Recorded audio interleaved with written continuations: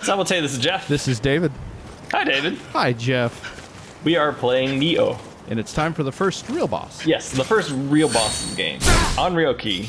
We're going to fight him 3 times. 1, this is level 1, because, I mean, I was already basically level 1, so level 1, no damage. Okay. We're going to be using a spear in mid-stance mostly, because that's really, I find, the easiest. This is the thing you need to pay attention to the most in the boss, is the 540-degree clockwise spin. When he raises his arm, he will do it after doing 1 or 2 forward slams, or if you're standing near him, or sometimes if you're staying behind him. 2 mid-stance dodges backwards gets you out of the way.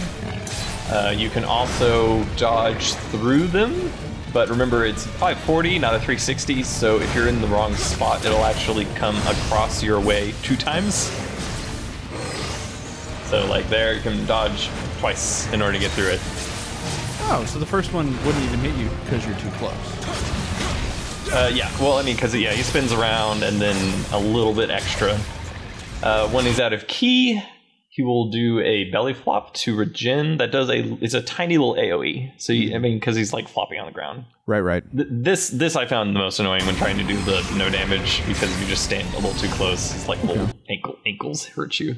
The backhand, he can do this with in first phase when he's got the chains still on, and he also does it in second phase when he has them removed. But it's like a 180, and it starts low and ends high, and you can dodge through that by stepping back or dodging into one of the sides. It's pretty easy to just do a single dodge in one direction or the other. Right. And you started the fight by popping him in the face. I did. But you could only do it that one time, right? Yeah, you can only do it one time because, much like the Yoki enemies, if you break his horn, so if even one single damage point goes to his horn, it knocks him down. That's not that useful in this fight because he is only down for about 3 seconds, and then he'll do a swipe right in front of him and get back up. But I just started with that because I thought it was at least interesting. All right, so ball throw. Ball throw happens 2 times. You just have to do a few dodges to the side as soon as the actual arm is sort of moving forward to throw it at. And also, mid-stance is your friend because the dodges are different depending on your stance.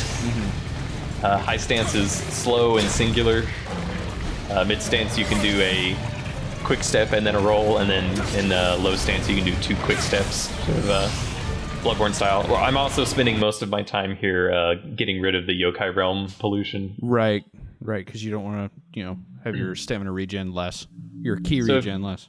Yeah, if he growls and kind of goes to the side like that, it's the only one of his second phase attacks that has any kind of like real reach to it.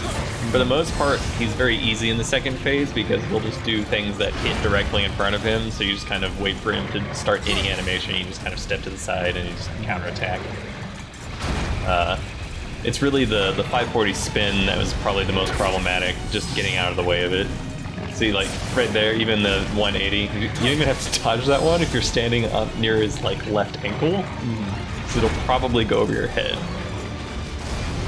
So yeah, I'm just going to do some pokes. The reason I'm using spear here is because mid-stance strong attack for the spear is the thrust. It's very useful. Right, a lot of range. Yeah, a lot of range. And then always try and get a perfect key pulse. We're going to see here at the end, when you do a perfect key pulse in mid-stance, you'll see a little icon appears underneath the stamina bar. That means, and this is not explained in the game, what that means is that the next time you block, it takes no stamina to block it. Like right here, you see perfect key pulse blocking this attack. No stamina damage done. So in the actual instructions of the game, it says that a perfect key pulse in these kinds of things will give you a damage bonus, but that's only true in high stance. So if you get a perfect key pulse while in high stance, the next attack you do has a damage bonus. But in mid stance, the next thing you block takes no key to block. And in low stance, the next dodge move you do doesn't take any key. That's actually kind of garbage useless, but whatever. I digress. Right. We crushed him. Yeah, no damage. We're gonna fight him 2 more times. Oh, okay. Why? Because there's some variations here. The second variation is fighting him with slightly better stuff. So this is all level 1, so the actual level of equipment is about like 3 or 4. We're going to fight him again with some dual swords and about level 20-ish equipment, so after doing like just 2 more main missions. We're also going to do weakness, because why not? That lowers his defense. It's also using a water sword. You can also run to the left if you want to dodge it that way. This is just a regular katana? This is a water katana. It's like the... I do not remember the Japanese name, but it's the water katana that you get. I meant like single sword instead of dual sword. Oh yeah. I'm thinking of the next one we do. The next one is a dual sword fight. This is just single sword. And you can see even slightly better equipment. You just kind of tear through them. Yeah, it just kind of doesn't even matter. This is a game where you can get powerful enough to like one-shot bosses. So if the only thing you want to do is to get the title, because you do get a title for beating them without getting hit. If that's all you want to do, then come back with max level gear, spam all the buff magic spells, and then you just do like a single strike and they die. Like if you're into that, you can totally do that. Ooh, what is this? This is the powered up version of the Onryoki that you can fight in a side mission later. He has a lot more health and he does a lot more damage, but that doesn't matter because he doesn't have a first phase anymore. He doesn't have the chains. So yeah, it's the part that's easy to deal with. Yeah, the thing that we're cheesing him with here is I used the ninjutsu called Blinding Shell. And what that does is it turns off tracking for enemy attacks. So he'll still do the backhand, but when he does forward attack combos, he does not know where you are and will just he'll just guess and just keep going in a direction, which basically means it is completely trivial. One of the many things you can do to make bosses in this game trivial. You can do other things like slow them down, you can buff yourself with carnage, you can debuff their defense, you can use a living weapon to also avoid damage and do a whole ton of damage. You can stack debilitating status debuffs, elemental status debuffs in order to get discord or confusion state, which means they can't regenerate ki at all and you can just combo them to death. Like all of those things can be done. That guy's dead, technically. He came back from the afterlife just to help you fight the Onryoki. Spoilers. Spoilers. I really like his. Unfortunately, he has heavy armor. I'm not really about that. I'm all about that. You're all about that quick armor. dodge. Yeah, I gotta get that quick dodge. Also, the heavy armor doesn't help me if I'm trying to not get hit at all, literally at all. So. No, I understand. I switched from heavy armor to light armor partway through. Yeah, it has similar effects as Dark Souls does, and the sort of range and stamina used for attacks and dodging. But the tiers of dodges still apply.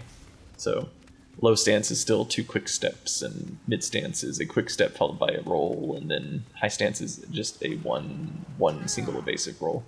Right. Which is the worst technically, except for like 1 or 2 attacks that are a little bit slower, so it's actually easier to have just one longer roll that can get through them. But anyways, for the most part, you can get through this guy with mid-stance strong attack pokes with the spear. I'd say that's probably the best way to do it. I am a fan of the axe, and also a fan of the sword and dual sword. But... which you're a fan of all of them, huh? I don't like the Kusarigama as much for bosses. It's the chain thing? Yeah, it's kind of a fun chain whip weapon thing. It's what the speedruns use because it has, you just buff everything and you just stand in front of them and do an infinite combo and it kind of kills everything. We'll see some of that. For the most part, these boss guys will be no cheese in order to like educate how to dodge and like fight. so there for the most part there won't be any Omnio magic or ninjutsu. But you can use all that stuff to make all this stuff much easier. Like even in the very first level of the game, if you just like put a single point into dexterity, I think, and you get a few ninja points, you can like the first thing you can get is like power pill, which boosts your own attack power for 15 seconds. Or you can get like the Nioh tree. You can get the weakness talisman, which does a defense debuff, which basically means the same thing, right? Right. You do more damage. You do more damage. And you can do both if you want to do both. Yeah, you can do both. You just have to make sure to have enough time to cast them. It doesn't take that long. Right. They fire off relatively quick. Yep. Onryoki. Nioh. So if you like what you've there been, it is. What? Wait, I was like, is he gonna do this? There it is. Okay. So for those at home, one of my cats has found the bundle of wires behind my computer, which is my internet and all of my life, and he started to chew at them. So while doing this last little bit, I have been consistently spraying him with a water bottle to get him off of the sensitive electronics, which in hindsight, not my wisest decision, but I'd rather have if the call drops soon, I'll at least have an idea of what happened. Exactly. But no, if you like what you've been seeing and hearing, and you like just our content in general, and you would like to support us, feel free to go on over to Patreon, and then you can pledge to give us so much per month. Even if it's $1, that's more than we were getting. And if a monthly thing isn't a thing you're comfortable doing, you can just send us a tip via PayPal. That is correct. Mm-hmm. At this point, I have recorded all but 2 of the no damage fights, so they're in the bag. Of course, which means it just requires. I said I was playing a lot of Nioh. I didn't realize. I think I've gotten I think about 19 or 20 of them down. So, and I think I've come to the point where I think this penultimate boss, I'll probably not do a no damage, just because you can do a no damage by doing the things I mentioned earlier, where just like do an infinite living weapon, buff yourself all to crap, use weapons and armor that are like maximum level, this kind of thing, and you can get it done. There's only been that one fight that for a very specific reason, it's extremely easy to take chip damage. So it'll just be like, and like, oh well, you got hit, so it doesn't count. That's always refreshing and nice and fun. Yeah, but that's like many videos from now. Right. So I'll figure that out when we get there. Hopefully this video has been useful. I do enjoy making these, and watching some other. I don't know. A lot of boss guides are not very helpful for at least the ones that I found when I was looking up, like, oh, how did someone do this? And I'm like, oh, let's look for no damage. And usually it's just the things I said, where you stack everything and they die in 2 hits. Like, okay, well, that is technically true that you beat the boss without taking damage. But me as a player who is at the approximate level of the boss at the time, it's not very helpful. Well, it reminds me of Dark Souls 2. Back when I was trying to get to the Dark Lurker, I was like, how do I get through this one area? And I found a guide for it, because this is long before we hit that point. And I was like, how do I get through this? And I look up a guide, and I was like, well, what you do is you need to be soul level 120, and then you need to hit Havel with the lightning spear, and it does like almost all of his health, and then you just chip him once and he's dead, and then you do like just going through all these things. It's like, oh, these don't help me at SL like 70, do they? Yeah, it doesn't help me at SL 1. No, it didn't do that either. No. Yeah. So yeah, it's the actual answer for SL1 in that part is to learn the force spell. Yes, and then which will knock them back and off the sides. Right. No, it's there are some. I haven't looked up a lot of Nioh guides because I want to actually play the game. You can play through the game. Also, like, if I really have a problem with a boss, I can just go, "Hey Jeff, how do you beat this?" That's how I beat Onryoki. Onryoki. Yeah. And I was like, no, Jeff, you got it right the first time. I was like, Jeff, I'm having real problems with this. All right, so you wait for the 540 spin and you do this, and it's like, oh, okay. And then I beat the boss without taking damage. Well, no, I got like nicked once. Yeah, you can nick like, waves. Yeah. All right, it's like, okay, cool. Yeah, I mean, because I read the Nioh Reddit. A lot of people have problems with this one and the next boss, the Hino Inma, which is the one in our recommendation video. Yeah, this one we took down in the recommendation video. Although it took damage in that one, the official boss guide will have a no damage version. Yeah, but that one, yes, these. And it's actually even people that come from hundreds of hours of Dark Souls and Bloodborne are still have problems, because I mean it just depends on the boss. Sometimes there's just the boss that just doesn't agree with the inputs that you're doing. Like for me personally, there's a few in this game that they were just like they were not agreeing with the inputs, and then some it was just like, oh, this is easy. It's flowing like water. And that'll be different from person to person. So if you're online and you're commenting, don't be a dick. Don't say get good, because that's not helpful. Right. And don't say like, oh yeah, that was easy, I beat her in the first try. That's also not helpful. Yes. I mean, now that being said, I did beat the Onryoki on my first try. I'm just saying, it was close. So for those at home, that's called hypocrisy. Yes. This is do as I say, not as I do. I will say, get good is a fun joke for Jeff and I, but I never actually honestly say it to anyone ever. Yeah, no, only as a joke. Yes, only as a joke. Or if you know that the person you're talking to is going to get super frustrated by that, and you're kind of prodding them intentionally. I'm not saying I would ever do that to like me, David, or my brother Justin. Or Kramer, or Kramer, or just Kevin. as random examples pulled out of the ether. Those names could be anyone, really. Right. They could represent anyone. Right. Like, this wasn't even video games. I asked you, like, what's your workflow for doing a thing? And you're like, I sit down and do it. No, but how do you start? No, I just sit down and I do the thing. It's like, but. Huh. I mean, but also that is kind of the best advice to do doing something. Right.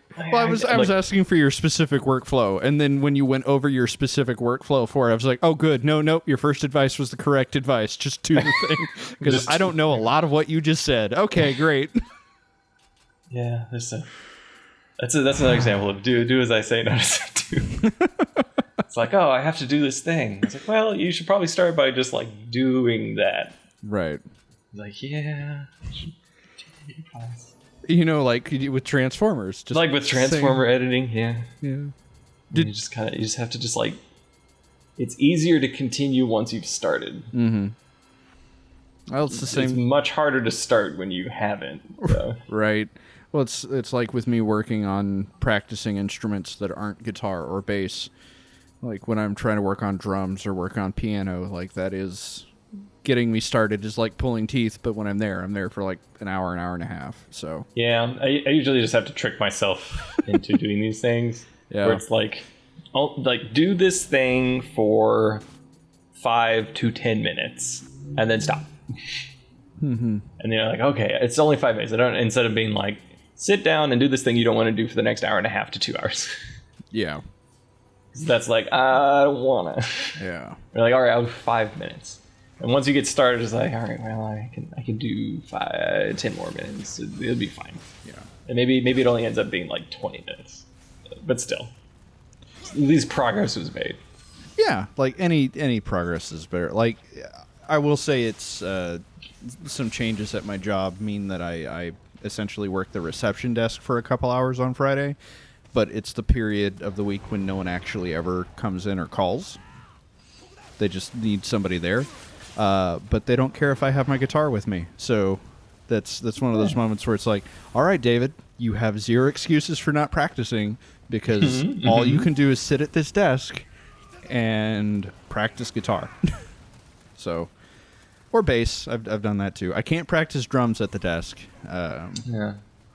Yeah, they won't let me bring a practice pad. Okay. I asked.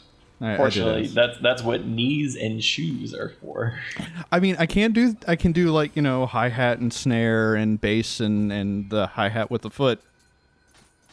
But anytime it's like, all right, now you're alternating between crash cymbals and toms, it's like, I can't, I don't. I don't. Yeah. Which it's always nice when I can just go to a drum kit. It's like, all right, this means this crash cymbal on the and of 4. All right, I think I can do that. And then I can't. Are you playing a Judas Priest song? No, AC/DC, actually. Oh, okay. I was just saying. If you listen to a Judas Priest song and you're like, oh, does the riff end on the and of 4? Then it's probably a Judas Priest song.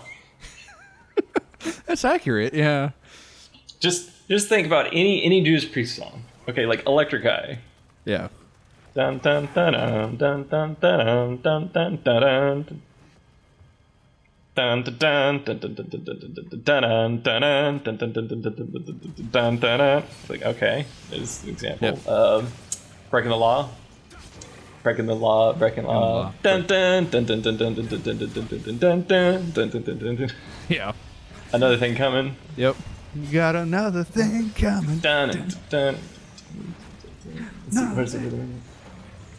It reminds me of I think I don't know if I've talked about this on the channel, but Paul Gilbert wrote a song called Vibrato. Oh, right.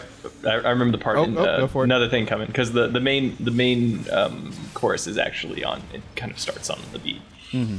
It's the I guess the verse part where it's just every single chord is just on the upbeat for it. Dun dun dun dun dun dun dun dun dun. Every single one is syncopated. Well, it's kind of like the chorus from Oceans. Was it Oceans?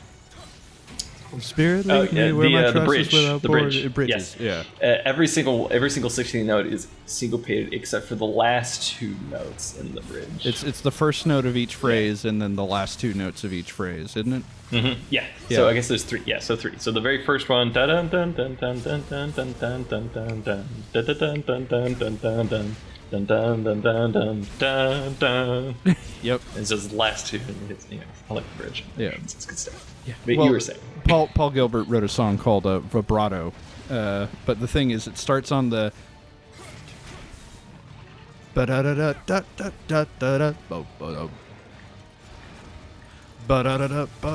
it's he had every phrase start on an upbeat.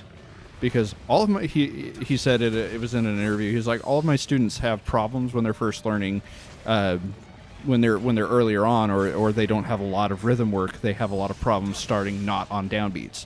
So I wrote a song where all the phrases start on an upbeat. Yeah, I was like, it is harder to do. It's true. It's also the only song I think where he's written his guitar solo using a kazoo. So he wrote it all with a kazoo, and then he figured out how to play it with a guitar and did some more guitar-y transitions. And at the end of it, he said in the interview that, like, I felt really proud of it. I was like, this is it. This is the solo. Like, this is the best thing I've written in a long time. And then everyone who listened to it is like, you'll get it next time, Paul. Yep. You'll get it next time. He's like, but I like that solo. I like it solo. It's a good solo. Yeah. That's one of my favorite solos of his. All right, this thus concludes the podcast portion of the show. There was some music talk. There was some motivational advice, I think. Yeah. And also earlier on, I guess, how to beat a boss in a video game. But Yeah, about 8 minutes of that. So still, I mean, less than half of the video, but less than half of the video. About a third of the video. Right. I'm gonna move over here to this button that stops the recording from happening.